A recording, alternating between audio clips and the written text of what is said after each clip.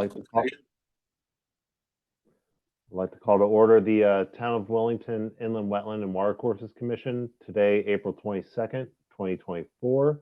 The time is 7:30. Call to order.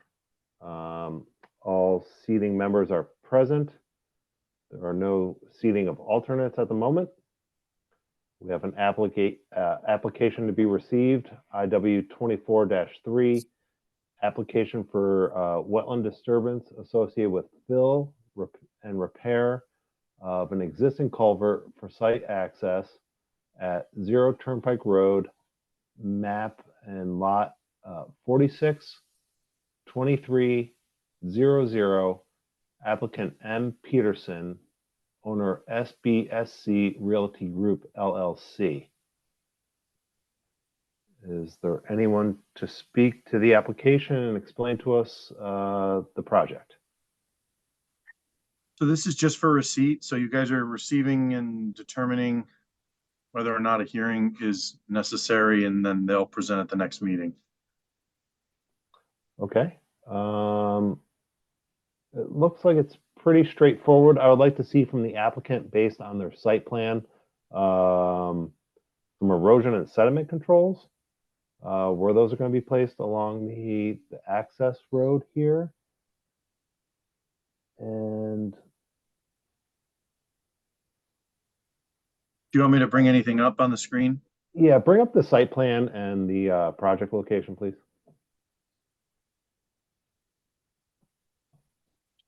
Patrick, I've done a little research on this project. It's directly across I-84 from where Red and Arts service station used to be. It's now the towing outfit. This was a site that the Canisteri family owned for decades. They had, years and years ago, they had cut out the ends of a bunch of fuel tanks, laid them in the stream, and backfilled it. I think it was fall of 2010, there was a horrendous downpour one evening that caused somehow one of the pipes to collapse. It dammed up the brook. It took out the end of Turnpike Road.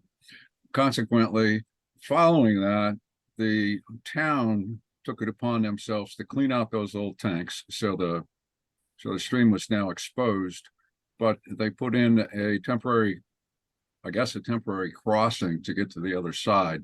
It's very, very difficult to get to the entire property from any other location than Turnpike Road.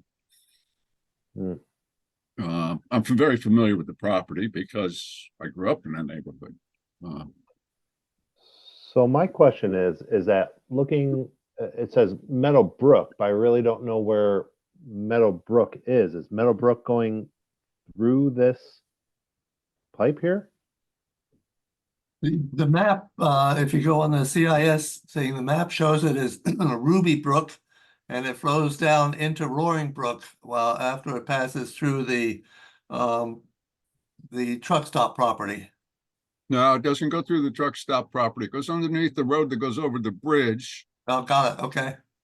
And it was buried between there and Roaring Brook as it went under 84, but a recent project there by the DOT daylighted most of that stream and kept it to an absolute minimum underneath I-84. They also put in or improved the fish ladders that were inside the 1938 culvert and some of the subsequent 1970 reinforced concrete pipe. They had experiences with sinkholes on the side of 84 on the westbound side because the corrugated metal pipe that they had used originally got beat up and rusted out. Yeah, show us where this is, Mike, just so I have some context. I didn't really have time to. So they've just updated some of our aerials, and so they're not necessarily as clear. I'm going to try, you can see the GIS, hopefully. Yep. Yep. Yeah, the property just to the northeast of there is owned by the town. That's correct. think that was an open space acquisition by Mr. Patton, or during Mr. Patton's tenure. So you can see it's kind of shown there, but the location is not exactly accurate. No, Right, right. that string of brush that you see there, parallel with the road, Mike. Yep. That's the actual channel. The one gap in that strip of brush, I think, is where the crossing is. There you go. Okay. Oh, So this is 2019 when this is a 2019 aerial, and then it was subsequently destroyed or damaged. It was probably flooded a couple of times. There's a good sized watershed associated with that stream. So based on the site plan, it looks like there's wetlands just along the side. Did they delineate the bank of that stream as wetland? So they're saying that's Meadow Brook right there. Well, we And can debate the name of it, but so they're proposing to put more fill on top of this corrugated pipe. well, That- judging from Mike's picture, the some of the stormwater flows we've had have exposed that pipe. All they want to do is get exploration equipment, like a small excavator, to the other side, so they can do some site exploration for the current owner. Can you see the photo? Yes, Yeah. I can see it. I have it up Yeah. on my screen too. Okay. Well, the commission, I think, should think about the activity. Is that pipe large enough to convey stream flow? Based on this photo, I would say no.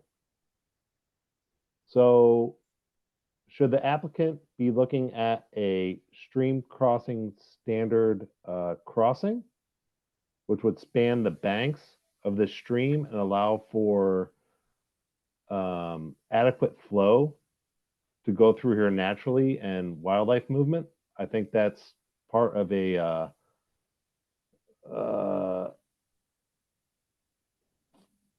that would include some Army Corps stuff,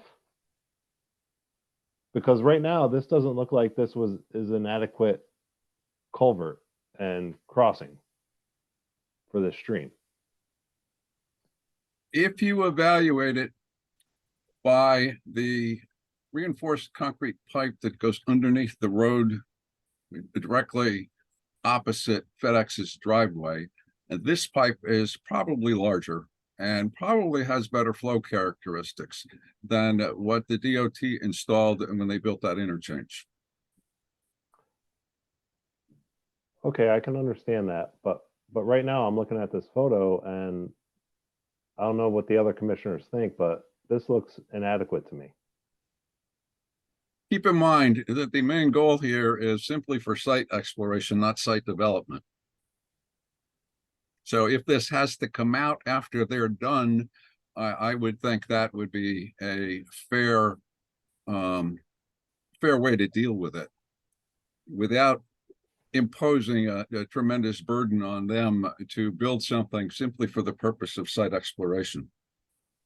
and So- they're just planning to bury this thing again, just so they can cross. Just so they can cross for the purposes of exploration. So they're not changing the current flow at all. They're not, they're not going to get anything into that stream.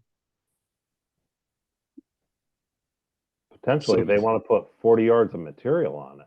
That's Over it. Yeah, that's 2 triaxles worth. Yep.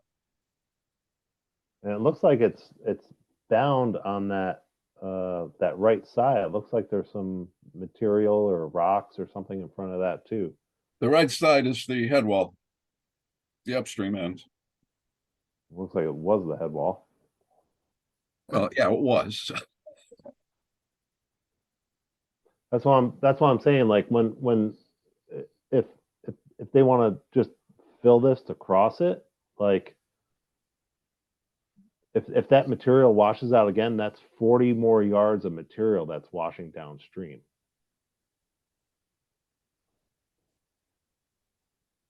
Well, I think another thing to think about is that property is designed commercial. So looking at it, I would expect that the field testing they would be doing on it would be the kind of testing that would support a commercial type of operation, which may mean it's heavier equipment than would be used in, say, a residential area. For exploration, Dave, or for ultimate development? To develop the data that they're going to need to develop the site. I doubt that they're gonna involve anything more than a mini excavator. I don't know. Small excavator. And you keep Yeah. in mind, this is a highly disturbed site. There is hardly anything on that entire parcel that's original. Yeah, I'm just looking at the water course itself. If this ties into Roaring Brook, that could be, you know, a connection to a cold water fishery that, you know, brook trout may come up, and, you know, if there's you know, blockages in that stream where they're looking to get to headwaters and other things to breed, then that's a blockage for them for their migration and their like breeding. So that's a potential there. So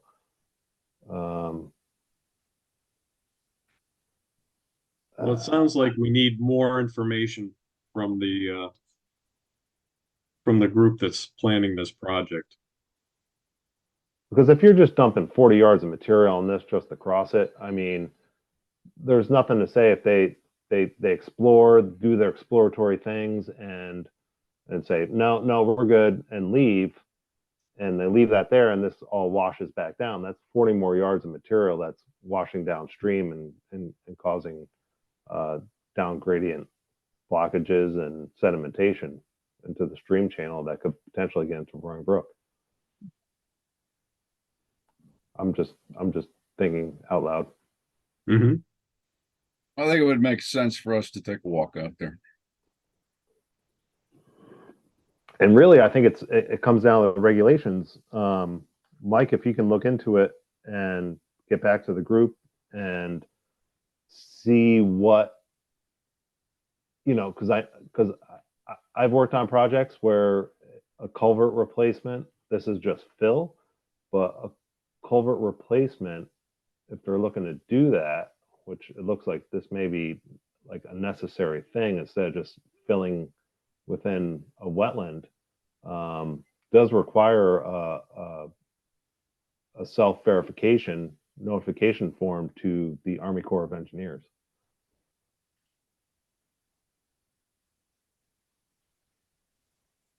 Yeah, I think all they're looking to do is make this area safe so they can access the property, so they can do test pits to determine what they could even do on the parcel. If you look to the kind of the northwest, you'll see there's like a little drainage brook that the DOT put in, and so they've looked into trying to access it from another part of the property, and it's just not possible. So this is essentially, I don't know that you'd say it's unsafe, but it's kind of at this point where if there were any significant rain event, that pipe and everything else that's left It's is gonna not lift. right. So something needs to happen, and they can't get to the parcel any other way. I believe Rick Zulik did the delineation, I believe, and is the one that was hoping to get out there. So yeah, I can look into some of this stuff, and obviously they'll be at the next meeting. This is just for receipt to determine, is there any reason that you feel you need to hold a public hearing? And then Gardner and Peterson is the engineer who's doing the work, and they'll be at the next meeting to, I think, go through some of these things with you. Okay. Okay. I don't want to make a mountain of a molehill, but these are just things I'm thinking of. So, and maybe the commission should be thinking of this as well if they're going to be accessing this, and this material is already gone, and that was not too long ago that this was complete. That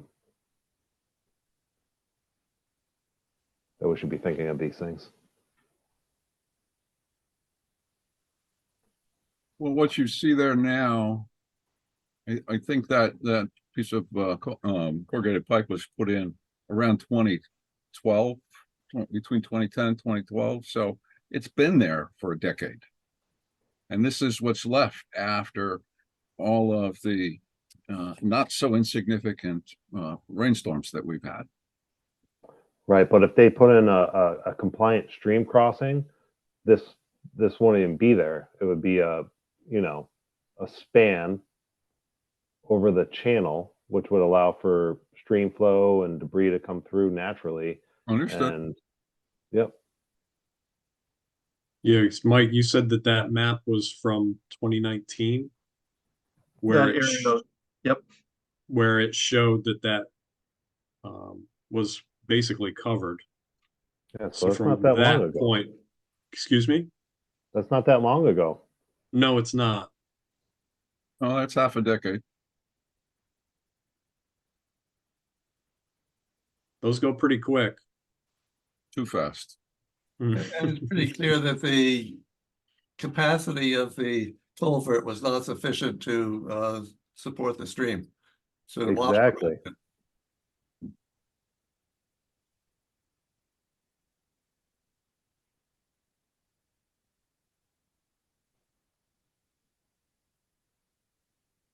I do seem to recall having some other, let me just see if we've got any old data on this. I feel like we've got some.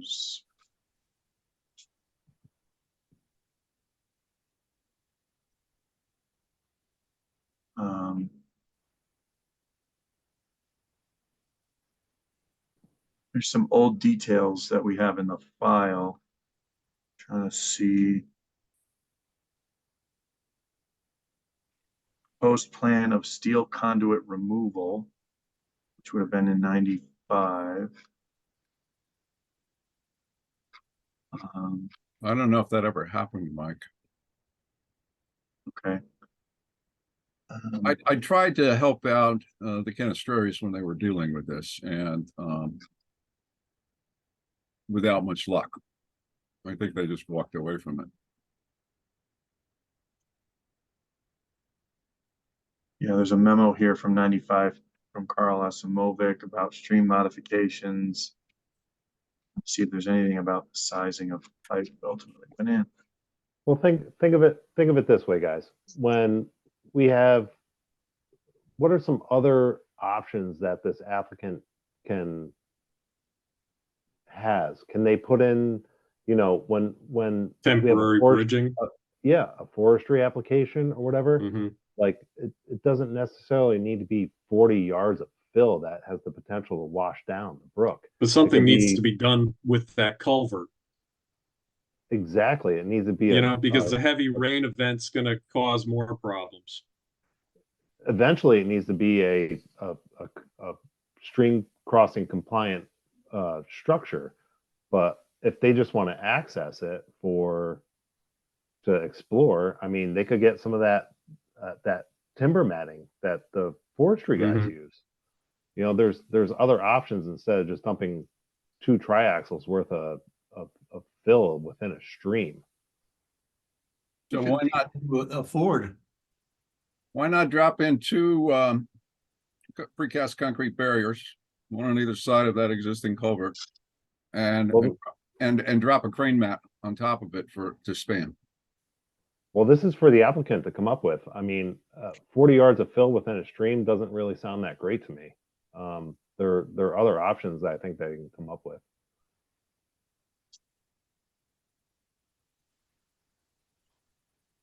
And that's up to them to present to the commission, because 40 yards of fill within a stream does not. I mean, that's permanent fill. That's permanent fill within a water of the U.S. Well, I could make 40 yards of fill disappear on that site just by taking it out after they're done. Well, then that would be temporary. That'd still be temporary fill. Correct. I don't think anyone's looking for a permanent crossing here, just a temporary crossing to do site exploration. Right. So I think there's better options than dumping 40 yards of fill within the stream channel. So anyway, I guess that's for another day. Yeah, Yeah, I mean, I think it's something to think about. Tonight, all you're deciding is, do we need to have a public hearing? Obviously, Yes. that's why the applicant isn't here. The one thing that, you should keep in mind is you're evaluating the application as requested by the applicant. So they're saying, we want to bolster this existing crossing. We want to cover up this pipe, and we want to provide access to the property. You can tell them yes, you can tell them no. You can't tell them, well, we prefer you to do something else instead, unless that's something they're open to doing, right? So those are things that we need to talk about with them, and how they plan to use this over time will be important. I have no idea if this is even capable of dealing with any type of commercial, crossing at any significant intensity, right? This design may not support use of the site permanently. So Correct. it may need to come out. And if it needs to come out, is there a point in even putting it in? But if the applicant says this is all we're interested in doing, and you say, well, then okay, the answer is no, then we sort of leave it where it is. So we kind of need to feel out with them what their long-term plan is. I have no idea how they would be able to demonstrate that this is going to last long-term. And I don't know why it was put in, and it doesn't seem like we have anything in the file that shows it was put in for specific design or specific use. All things to go over with the applicant. Okay. I think Carl Asimovic might have some insight there, Mike. Okay. So, and to Ralph's point about a site walk, is that something we want to coordinate formally, or do each of you want to just pop over and look at it individually? If we want to do it with more than one commissioner, we'd have to schedule it as a special meeting. I'm happy to go and do it individually. Same. Mm-hmm. That's fine. Okay, so I'll let the applicant know that you'll be looking at it between now and the next meeting. Do you have any thoughts on if there's a need for a hearing? Yeah. I'll open that up to the rest of the commissioners. I don't feel that this warrants a public hearing. The abutting property owners are not individuals, if you will. They're all either commercial or the town of Willington. So I mean, it's such a small project. I don't Yeah. think it warrants a public hearing. I would agree with that. Okay. All right. So application accepted. Commissioners, go out at your own leisure and take a look, see what you think, and then we'll be ready for the applicant at the next meeting. Okay. We have approval of minutes. March You- 25th. I was gonna say, What's that? you don't have them. I'm working with Evelyn to go through all the minutes with the commission meetings, after we do them, since doing minutes is a bit of a tedious task, and it's also an art. So I have them. We just haven't gone over and gone through them together yet. So you'll have them for the next meeting. Okay. So do I have a motion to table the minutes from March 25th, 2024 to the next meeting? so moved. Second, All in favor? aye. All right. Okay, next item on the agenda is a public hearing. I don't believe there's anything to be heard. Is there, Michael? Nope. No new business. It doesn't look like there's any old business. So we move on to correspondence. Talent application referral, 1504 Talent Stage Road.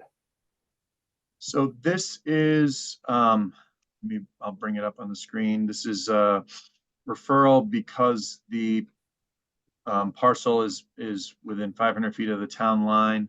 1504 is the parcel that's on the right when you come off of exit 69 and you make that right onto 74 to go head towards Willington. Do a screen share here. Right, it's that old like kind of farmhouse there. Yep, Right, yeah, okay. Yeah, there's wetland right next to the driveway. yep. So you'll see here, it's, there's gonna be an expansion of that driveway. There's some wetlands there, and then they're proposing a 15,000 square foot medical building farther back on the site. So there's a wetland application, and I staff the Wetlands Commission in Tallinn. So the commission will be considering this at their May meeting.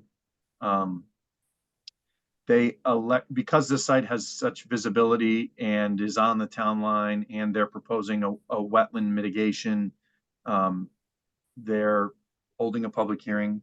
So obviously, if the commission had formal comments or anybody wanted to provide written feedback to the Tallinn Commission or attend, that meeting will be in May.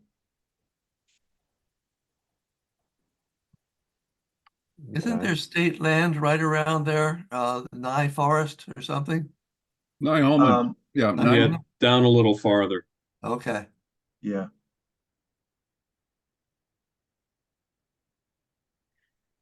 now to the immediate south of this parcel is the Nyhoman State Forest.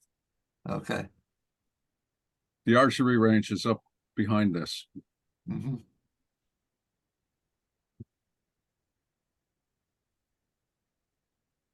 Okay. So what we're seeing in the upper right there is Route 74? yep, right when you come off the highway, make the right, Got it. took a left, you'd go over the highway, head towards Tallinn. Okay, It's that White House that's been for sale there for a while, and it's across the street from the Park and Ride. Yeah, Yeah. I think it's been sold, which is why this is coming up. Right. There's quite a bit of wetland there, isn't there? And then the other Hmm.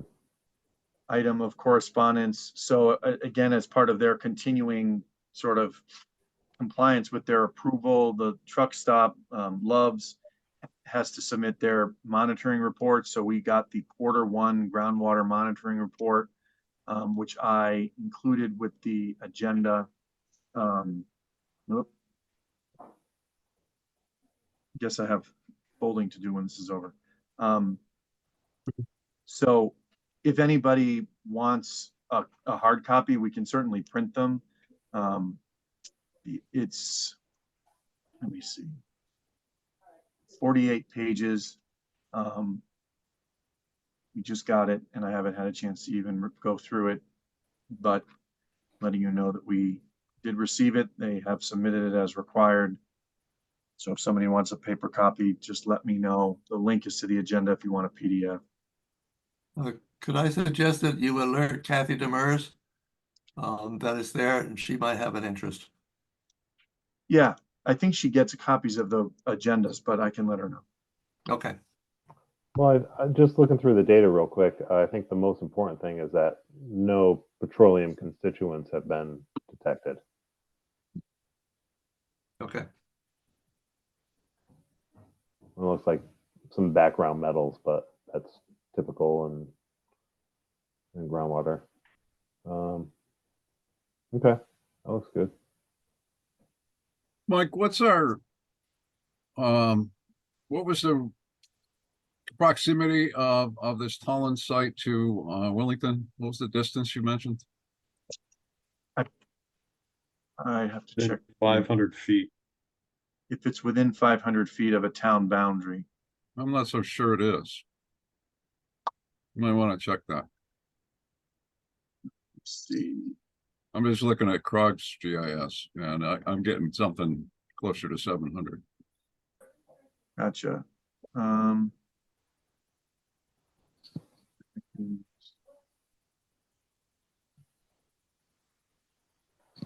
Is the town boundary the Willimantic River? Yes. Okay, It may be like the farthest part, so like that one like eastern tip of the property may be just on that 500 line from a projected lateral line from the border. Well, if you put a 500-foot diameter circle on a corner of that property, I doubt that you're going to touch Willimantic River.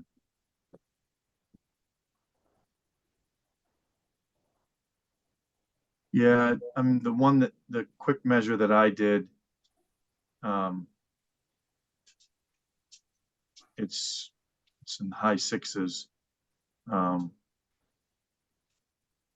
But you know, we're required to do the referrals within a certain amount of time, and so No, I understand, I understand. and sometimes it's better to do them than to not. But it's probably, yeah, I mean, I'd have to look to see if there's any part of the parcel that comes around, but it's probably not.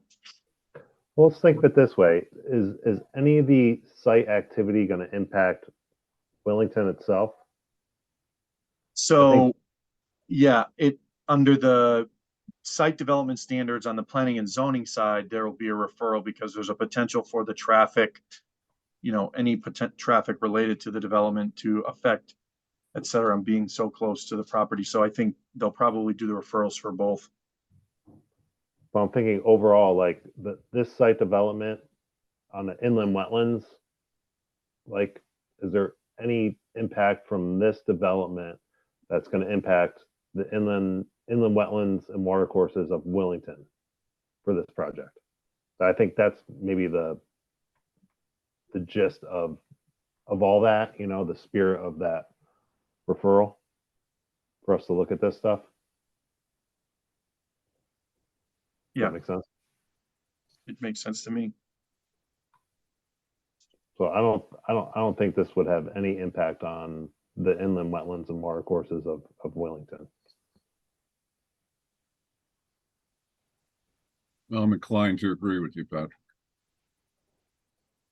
Any runoff issues are going to be blocked by the Willimantic River. So, Well, in something like this, they would probably have some sort of stormwater detention. Mike, you would know. Are they proposing some stormwater infiltration galleries or anything else associated with the parking lot? Yeah, they have a stormwater system underneath the parking lot. I mean, that's what they've proposed. It hasn't gone through any reviews, so I'm not sure what that will. All right, so this is a first for me. So how does this work? Do we need to approve this, or do we need to attend their meeting to give our input, or how's this all work out? It's just a requirement that they let you know that the application has been received. So we do this on the planning and zoning side fairly often. We'll notify Mansfield, or Mansfield notifies us. So there's nothing that you have to do. They're just making you aware of the application. Okay. All right. Anybody else?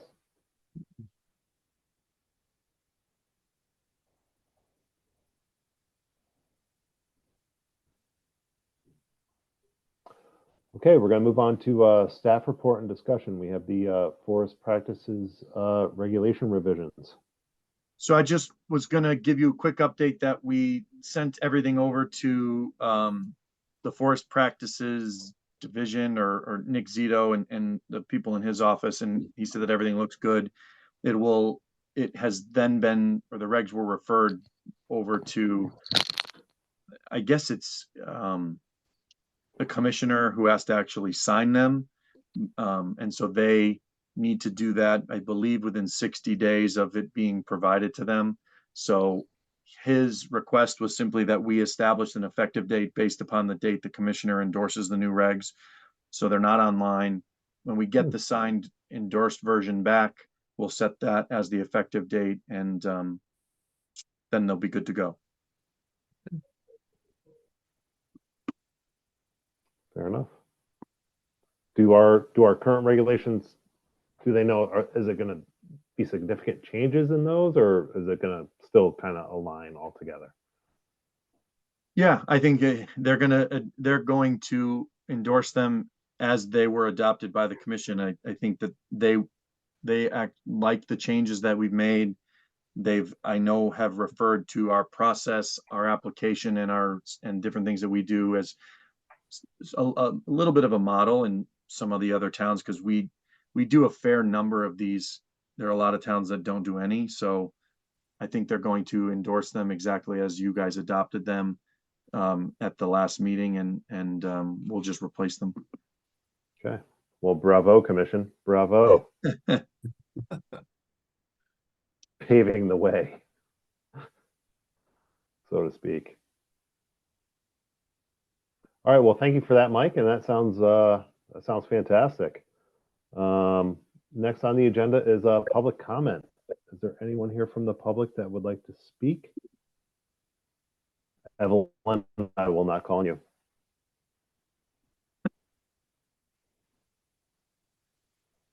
I don't see anybody else here. Okay. Next thing on the agenda, Mark. Make a motion that we adjourn. Second. All in favor? Aye. Aye. Well, thank